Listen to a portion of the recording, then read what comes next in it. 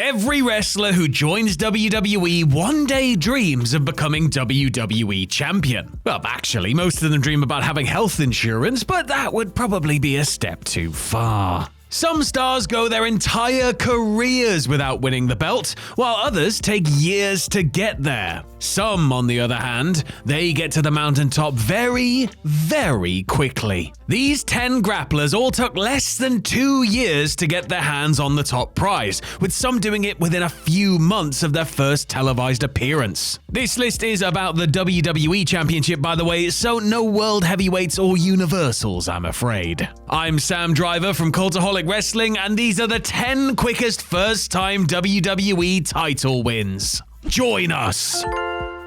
Number 10, Superstar Billy Graham at 612 days. Known for his eccentric look and behavior that definitely wasn't copied by a certain bandana wearer, Superstar Billy Graham revolutionized what it meant to be a wrestling heel in the 1970s. When he talked, you listened, when he wrestled, you watched, and when he called you brother, you better believe you were now legally related. After cutting his teeth in the American Wrestling Association, Graham made his televised WWE debut in 1975, back when the company was still known as the WWF. He took some time away from the promotion to compete in the NWA before making his grand return 2 years later. 612 days after his first match, the superstar captured his first and only WWE title when he beat the one and only Bruno Sammartino. He held on to his prize for 296 days, which was the longest heel reign in the title's history until Roman Reigns came along and stomped his record into the ground. Graham was a one-of-a-kind performer who was impossible to ignore. It makes sense that WWE wanted to make him their champion as soon as possible, even if what he did after he lost left a lot to be desired. Number 9, Vince McMahon at 519 days. I know it's a bit awkward talking about him now, but in the words of Scott Steiner, the numbers don't lie. If we were counting a debut as the first time someone appeared on WWE TV, then Vince McMahon would be nowhere near this list. In fact, he shouldn't have really been anywhere near this list anyway. Despite his insane and frankly alarming muscle mass, Mr. McMahon was not a wrestler. The fact that he won any championships, let alone his promotion's own world title, is absolutely bonkers. But unfortunately, that's exactly what happened in September of 1999. With help from his mortal enemy, Stone Cold Steve Austin, McMahon pinned his own son-in-law Triple H to capture the big gold dinner plate, much to the bemusement of everyone watching. And he didn't even have the good grace to lose the belt. He vacated it the next week on Raw. Scandalous. Vince's ludicrous victory came 519 days after his first official WWE match, which was against the aforementioned Mr. Austin on a 1998 episode of Raw. You might not like this entry, but look, I don't make the rules. Oh wait, yes I do. Shut up. Number 8, Bob Backlund at 440 days. It's hard to imagine Bob Backlund as anything other than a raving pensioner, but there was a time when he was young. The rosy-cheeked rookie was brought into WWE in late 1976 as an all-American boy-next-door character designed to be the ultimate babyface. While a character like this would be absolutely savaged today, people were a lot kinder back in those days. Us modern fans, on the other hand, are emotionless husks, especially you. It didn't take long for the sprightly youngster to ascend to the main event. He chased our old pal Billy Graham and his championship for over a year, scoring various victories over the champ, but never in a way that landed him the title. 440 days after his official WWE debut, Backlund finally defeated Graham at Madison Square Garden. This began his huge reign with the title, the second longest in its history. Just ignore the part where he technically lost it to Antonio Inoki and they pretended he didn't. Backlund also holds the record for longest gap between championship reigns, as he would win the title again in 1994. Honestly, he could probably rock up now and win the belt. I wouldn't want to mess with him. Number 7, The Undertaker at 373 days. We all know that The Undertaker debuted at Survivor Series 1990 and then defeated Hulk Hogan for the WWE Championship at the same event 1 year later, right? So naive. While the Dead Man's first televised appearance was on pay-per-view, he technically debuted for the company 3 days earlier. This makes absolutely zero difference to his placement on this list, but we're nothing if not sticklers for detail here at Cultaholic Towers. His first WWE match was taped for an episode of Superstars and was against a man called Mario Mancini, who sounds like an extra from a mob movie. He also went by Kane the Undertaker during this period, which is a detail that became very complicated about 7 years later. Before that, however, Taker did indeed capture his first of many world titles at Survivor Series 1991. At the tender age of just 26, he dropped the Hulkster on his red and yellow skull, with more than a little help from Ric Flair, to pin him and claim the title for Death Valley. This was, of course, all a part of a ploy to get people to buy the This Tuesday in Texas pay-per-view, but it still counts. Number 6, Alberto Del Rio at 362 days. It feels like WWE have been looking for the next Rey Mysterio for about as long as the Lucha legend has been part of the company, maybe even before then. One of the many Hispanic stars they've pushed over the years was Alberto Del Rio, and oh boy did they push him hard. The Mexican aristocrat debuted with a strong gimmick, a sleek presentation, and even his own personal bloody ring announcer.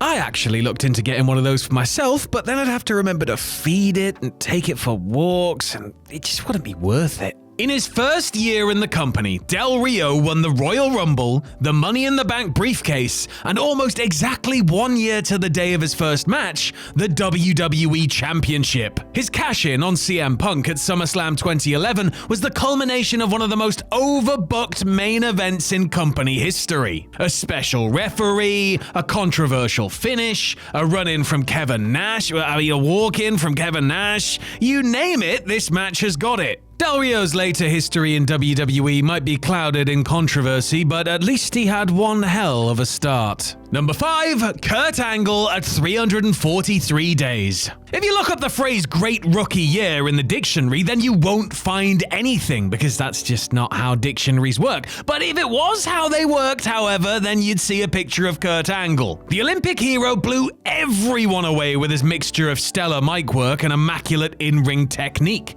He'd been an all-time amateur wrestler, but it turns out that his true calling was actually sports entertainment. Following his debut at Survivor Series 1999, which was against Shawn Stasiak of all people, Angle quickly picked up belts like they were on sale, winning both the IC and European championships in quick succession. Less than 1 year after his debut, Angle then faced off against The Rock in the main event of No Mercy 2000 with the world title on the line. After yet more interference, Stephanie McMahon, Triple H, and Rikishi all had their say, Kurt hit an Angle slam on the Great One to capture his first of many world championships. It's often been said that nobody took to the pro wrestling business as quickly as Angle did. He just got it and was rewarded almost immediately for that. Number 4, Big Show at 271 days. Kurt Angle might have been an Olympic gold medalist and he might have done it with a broken freaking neck, but you know what he wasn't? Really tall. As the Giant, Big Show had technically won the WCW Championship in his very first match at Halloween Havoc 1995. You know, the one with the monster trucks and the fall from the roof and, of course, the Yeti! How could we ever forget? His journey to the WWE Championship wasn't quite as rapid, mind, but it still was pretty quick. Following his debut at St. Valentine's Day Massacre in 1999, Paul White had his first WWE match 2 days later for a taped episode of Raw. Later that year at Survivor Series, after Steve Austin came down with a nasty case of being run over, Show took his place in the triple threat main event for the WWE title. And in a moment nobody saw coming, he took advantage of a beaten down Triple H and captured the belt with just 271 days of WWE experience under his belt. And how did the company follow up this shocking scene? By booking Show in a feud with the Big Boss Man, where the former prison guard stole his dad's coffin.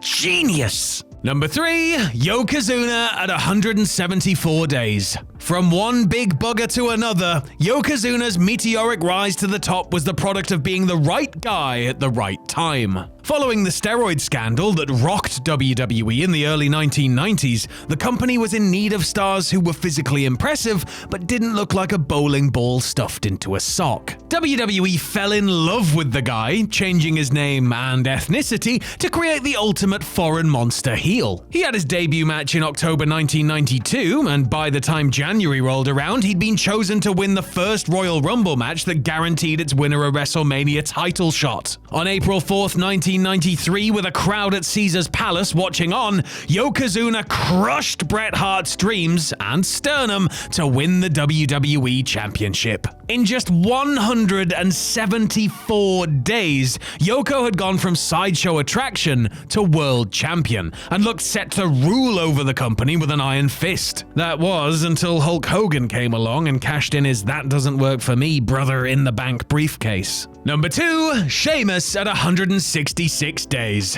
The Celtic Warrior is the only person on this list who had his debut match on an episode of ECW. Make of that what you will. After terrorizing the Extreme brand for a few months, Sheamus quickly moved over to Raw. He had his first pay-per-view match at Survivor Series 2009, competing in a traditional elimination match as part of a team captained by The Miz. He then had his second pay-per-view match 1 month later at TLC, where he beat John Cena for the WWE Championship. That can't be right. In a move that still seems unreal over 15 years later, Sheamus did indeed shove Cena through a table to capture the spinner belt just 166 days after his ECW debut. If we'd based this entry on when he made his Raw debut, that number shrinks down to a mind-boggling 48 days. WWE fans had spent most of 2009 sitting through a repetitive John Cena-Randy Orton feud over the gold, so to see a complete unknown shoot up the card and grab the title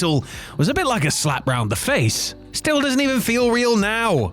And number 1, Brock Lesnar at 126 days. When a jacked-up young man from South Dakota interrupted a seemingly standard hardcore match the night after WrestleMania X8, the wrestling business changed forever. After a brief feud with the Hardy Boys, Brock Lesnar was catapulted straight to the main event scene with a dominant victory in the King of the Ring tournament. His prize? A one-on-one WWE Championship match against The Rock at SummerSlam. Just 126 days after his main roster debut, the Beast Incarnate challenged the Brahma Bull for wrestling's most coveted trophy, and he won. With an emphatic F5 to the champion, Lesnar pinned Dwayne to an electric response from the crowd, who all knew they'd just witnessed history. At the age of just 25 years old, Lesnar is still the youngest WWE champion in history. There have been many attempts to replicate his rocket push over the years, but nobody else has been able to pull it off. WWE had cemented a new top star in record time.